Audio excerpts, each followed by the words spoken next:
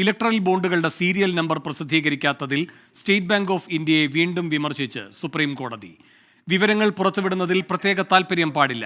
എല്ലാ വിവരങ്ങളും പ്രസിദ്ധീകരിക്കാൻ നിർദ്ദേശിക്കുമ്പോൾ അതിന് തയ്യാറാകണം. SBI ചെയർമാൻ ഉത്തരവ് പാലിക്കാൻ ബാധ്യസ്ഥനാണെന്നും സുപ്രീം കോടതി പരാമർശിച്ചു.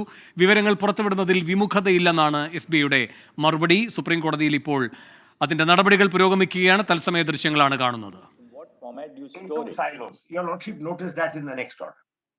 So the data is maintained in two silos. You store it in 3 silos. From your application, it emerges now that you do it in 3 silos. The first silo is the bond number. The bond number is only on the bond. And the third is the redemption. My lord, bond number is only on the bond. And it cannot be read except through under a UV light. That was only done, my lord, like authentication, because it was a bearer bond. That's what was sought to be. What is the purpose of the alpha? And second question, what is the purpose of the alphanumeric? The alphanumeric is the bond number which is visible only under a UV light. Is it only a security feature or is it a security feature entirely? In the audit trail, do you also? No, my lord, audit trail is separate. That's why we do the entire KYC. In the KYC, we have a bond unique number. It's not the bond number. You have a marker number of a client. Third question. Yes. How does the redeeming branch Yes. match the electoral bond number to determine that it is not a forged bond? So they were not, that's what I'm saying. When they received it, the person encashing it gets it, he sees that it's a valid bond because you see the security feature. You don't keep a record of it. The physical inspection. While redeeming it, the only way you can ensure that it is not a forged bond is to match the alphanumeric. There's nothing to match. It's like seeing a currency note. It's like seeing a currency note. You know that's the alphanumeric. Yeah. But cashed in the last 15 days because it's only valid for 15 days. So therefore, they will have to also match when was this bond. I think Mr. Bhushan should hold his peace for a minute. Fourth, what is the information that you see when you scan the alphanumeric? Malad, you see a number. The details of the purchaser and the bank which issued the bond when you scan the bond? No. That's what I'm saying. That correlation was not kept. For the reason, it's like this. Mr. A or Mr. B come and buy the bond. So they go to branch A. They do the entire KYC information is done. Their bank account details, etc. Everything is done. That is silo 1, if one may so call it, which is not near Rochester.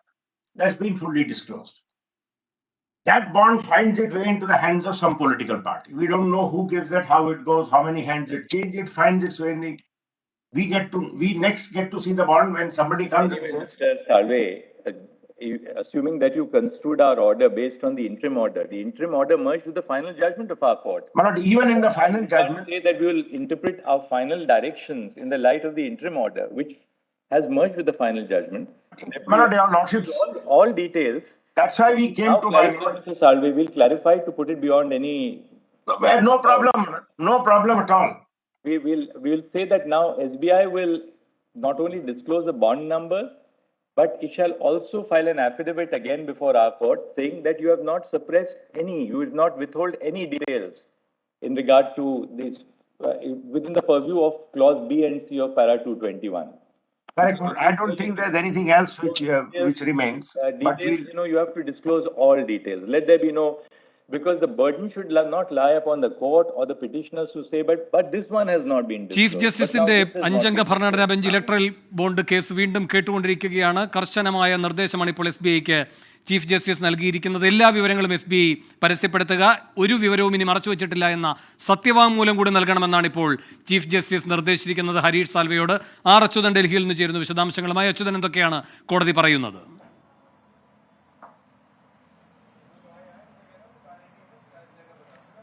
Venu, supreme കോടതിയിൽ നിന്നും രൂക്ഷ വിമർശനങ്ങളാണ് SBIക്ക് ഇന്നും ഈ case പരിഗണിക്കുമ്പോൾ നേരിടേണ്ടി വരുന്നത്. അതായത് എല്ലാ വിവരങ്ങളും പ്രസിദ്ധീകരിക്കാനാണ് SBIയോട് ആവശ്യപ്പെട്ടത്. പക്ഷേ അതിൽ ഈ പറഞ്ഞതുപോലുള്ള സീരിയൽ നമ്പറുകൾ SBI പ്രസിദ്ധീകരിച്ചിരുന്നില്ല. ഒപ്പം തന്നെ ഈ സീരിയൽ നമ്പർ അടക്കം പ്രസിദ്ധീകരിക്കണം. വിവരങ്ങൾ നൽകുന്നതിൽ സെലക്റ്റീവ് ആകാൻ ശ്രമിക്കരുതെന്ന് കൂടി സുപ്രീം കോടതി SBIയോട് പറയുന്നുണ്ട്. ഈ SBI ചെയർമാൻ ഉത്തരവ് കൃത്യമായി പാലിക്കാൻ ബാധ്യസ്ഥനാണ്. വിമുഖത കാട്ടിയിട്ടില്ല, ഉത്തരവിനനുസരിച്ചാണ് പ്രവർത്തിക്കുന്നത് എന്നുള്ളതാണ് SBI ഈ വിഷയത്തിൽ ഇപ്പോൾ മുന്നോട്ട് വച്ചിരിക്കുന്ന വാദം. എന്തായാലും എല്ലാ വിവരങ്ങളും പുറത്തു വന്നേ മതിയാകൂ. ഇനി ഈ സീരിയൽ നമ്പറുകളുടെ കാര്യത്തിലാണെങ്കിൽ അതുകൂടി നൽകുവാൻ തയ്യാറാണ് എന്നൊരു കാര്യം കൂടി ഇപ്പോൾ സാൽവെ കോടതിയിൽ അറിയിക്കുന്നുണ്ട്. കാരണം ഈ നേരത്തെ നൽകിയ വിശദാംശങ്ങളിൽ അത് 2 പകർപ്പുകൾ അല്ലെങ്കിൽ 2 രീതിയിലായിരുന്നു SBI തെരഞ്ഞെടുപ്പ് കമ്മീഷന് കൈമാറിയത്. അതിൽ ഒന്നിൽ ബോണ്ട് സ്വീകരിച്ചവരുടെ വിശദാംശങ്ങൾ, രണ്ടാമത്തെ രേഖയിൽ ആ ബോണ്ട് പണമാക്കി മാറ്റിയ പാർട്ടികളുടെ വിശദാംശങ്ങളുമായിരുന്നു പ്രസിദ്ധീകരിച്ചിരുന്നത്. എന്നാൽ ഇവ തമ്മിലുള്ള ബന്ധം അത് വ്യക്തമാക്കുന്ന സീരിയൽ നമ്പറുകൾ അത് ഉൾപ്പെടുന്ന രേഖകൾ SBI നൽകിയിരുന്നില്ല. അതിലാണ് കഴിഞ്ഞ തവണ കോടതി പരിഗണിക്കുമ്പോൾ എന്തുകൊണ്ടാണ് ആ സീരിയൽ നമ്പറുകൾ പ്രസിദ്ധീകരിക്കാത്തത് എന്നൊരു ചോദ്യം ചോദിക്കുന്നത്. അന്ന് SBIക്ക് വേണ്ടി അഭിഭാഷകൻ ഹാജരായിരുന്നില്ല. തുടർന്നാണ് SBIക്ക് ഈ വിഷയത്തിൽ എന്തുകൊണ്ട് സീരിയൽ നമ്പറുകൾ വെളിപ്പെടുത്തിയില്ല അതിന്റെ കാരണം കാണിച്ചുകൊണ്ട് വിശദീകരണം നൽകാൻ SBIക്ക് സുപ്രീം കോടതി നോട്ടീസ് അയക്കുന്നത്. എന്തായാലും ഇന്ന് ഈ വാദം തുടങ്ങുമ്പോൾ തന്നെ SBIക്ക് വിമർശനങ്ങളാണ് സുപ്രീം കോടതിയിൽ നിന്ന് നേരിടേണ്ടി വന്നത്. ഈ വിഷയത്തിൽ, ഇലക്ട്രൽ ബോണ്ട് വിഷയത്തിൽ ചീഫ് ജസ്റ്റിസിന്റെ ബെഞ്ച് വിധി പുറപ്പെടുവിച്ച ഘട്ടത്തിൽ പോലും വിമർശനങ്ങൾ നേരിടേണ്ടി വന്നു. അത് കഴിഞ്ഞ് വിവരങ്ങൾ കൈമാറാൻ ഒരു ഘട്ടത്തിൽ കാലതാമസം എടുക്കും അല്ലെങ്കിൽ കൂടുതൽ സമയം വേണമെന്ന് ആവശ്യപ്പെട്ട ഘട്ടത്തിലും SBIക്ക് വിമർശനം നേരിടേണ്ടി വന്നു. എന്തായാലും നിലവിൽ ഇന്നും അത്തരമൊരു സാഹചര്യമാണ് നിൽക്കുന്നത്. എത്രയും വേഗം സീരിയൽ നമ്പർ കൂടി പ്രസിദ്ധീകരിക്കുവാനുള്ള ഒരു നിർദ്ദേശം അത് സുപ്രീം കോടതിയുടെ ഭാഗത്ത് നിന്ന് ഈ ഘട്ടത്തിൽ ഉണ്ടാവുന്നുണ്ട്. വേണു. ആർ അച്യുതനാണ് ഡൽഹിയിൽ നിന്ന് വിവരങ്ങൾ നൽകിയത്. ഇലക്ട്രൽ ബോണ്ട് കേസിൽ ഇന്നും സുപ്രീം കോടതിയിൽ നിന്ന് SBIക്ക് രൂക്ഷ വിമർശനം. എല്ലാ വിവരങ്ങളും വെളിപ്പെടുത്തണമെന്ന് ചീഫ് ജസ്റ്റിസ് പറയുന്നു. ഒരു കാര്യങ്ങളും മറച്ചുവെച്ചിട്ടില്ല എന്ന സത്യവാങ്മൂലം നൽകാനും SBIക്ക് നിർദ്ദേശം നൽകിയിരിക്കുകയാണ് സുപ്രീം കോടതി. ആർ അച്യുതനാണ് ഡൽഹിയിൽ നിന്ന് വിവരങ്ങൾ നൽകിയത്.